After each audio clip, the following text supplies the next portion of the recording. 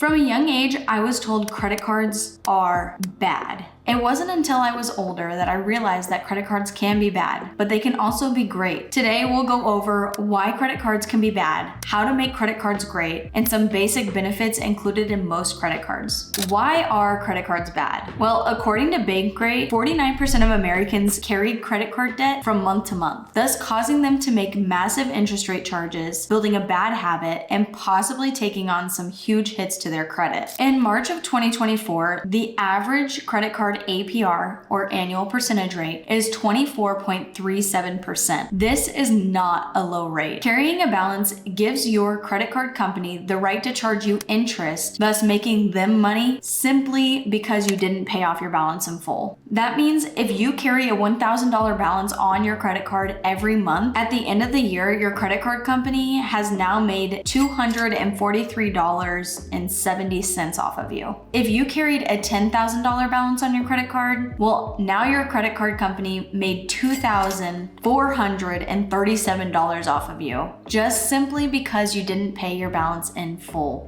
Now, that might seem like a lot, but most interest rates are a lot higher for beginner credit card borrowers. This could be upwards of 29%, which would have been almost $3,000, if not $300 from the $1,000 balance. If you are just starting out, try and make it a habit to pay off your statement balance in full every month.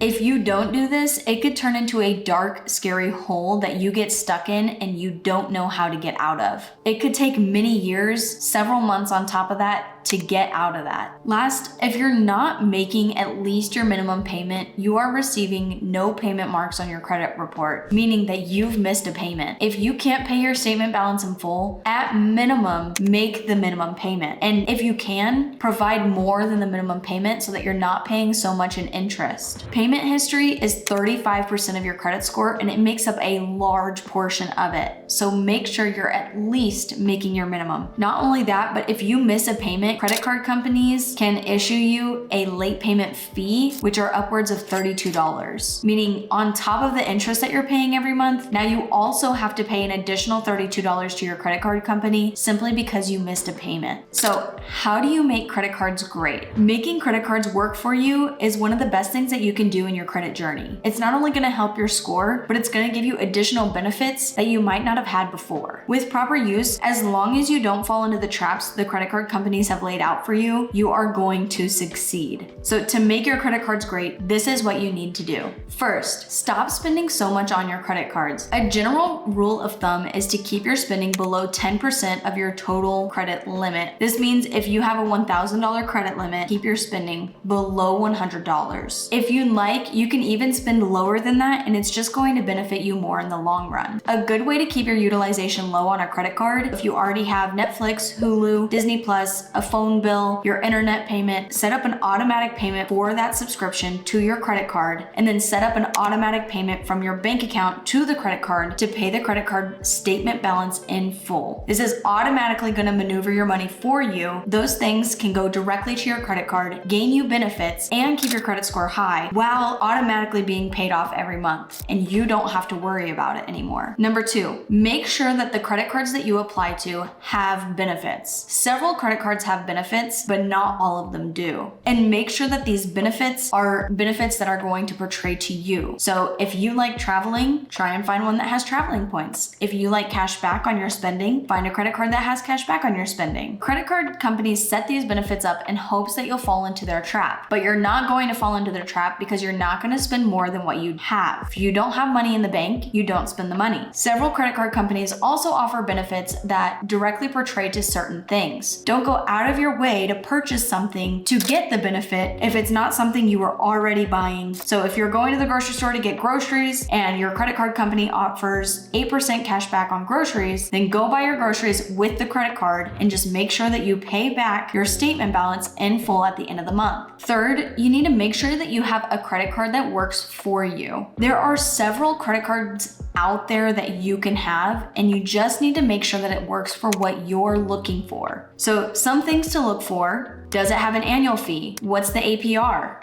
The average credit limits that are offered by that card, the benefits that come on that card, the ease of use, if they have an app, where do they report? And then is it Master, Amex, Discover, or Visa?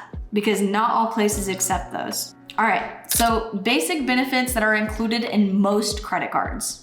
Cashback or travel points is a big one. That is almost on every single credit card that you can find. It's a matter of which one works better for you. Do you like to travel? And if you do, you want to look for credit cards with travel points so that you can use those on your next travel. If you like cashback, then you need to look for one that has higher cashback offerings, and that's going to benefit to what you purchase for those cashback options. How cashback and travel points work is they generally work the same. On a qualified purchase, you're going to earn a percentage back on what you spent that'll go into cashback or to travel points. Travel points can often be redeemed for traveling expenses, hotels, flights, things like that, whereas cashback would be more so portraying to gift cards, statement credits, entertainment purchases, and several other things as well. Most credit cards are also going to offer you warranties on products that you purchase. These typically will be up to a year after the factory warranty on an item has expired. Let's say you bought a brand new DJI Mini 4 Pro, you have it, and then you have it for the year and your DJI warranty expires. Well, after that year, your credit card company is going to cover you for an additional year on top of the warranty that is already expired. If for any reason something happens to the drone within the year that your credit card company is covering you, all you need to do is call your credit card company and let them know that something happened. They are going to take care of it for you. Almost all credit card companies offer warranties, extended warranties on products that you purchase through the credit card. Generally speaking, most credit cards will cover you up to $10,000 per claim. Credit cards can also offer you immense protection. So let's say you go online shopping and you find an amazing product that's on a great deal, but the website you're not really sure about. Using a credit card in these situations is going to save you time, energy, stress, and everything else. Your credit card is going to put a block on you. So instead of them getting access to your bank account, if they get access to your credit card, they're not taking money out of your actual bank account, so you still can pay your bills that you need to pay. And last, you're secured because you just need to call your credit card and let them know, hey, someone stole my information. This is not what I purchased. What do I do next? And they are going to walk you through the steps of what you need to do next. Now, let's say you purchase something on a website and you just never received the product. Well, all you need to do is contact your credit card company and let them know that you never received the item.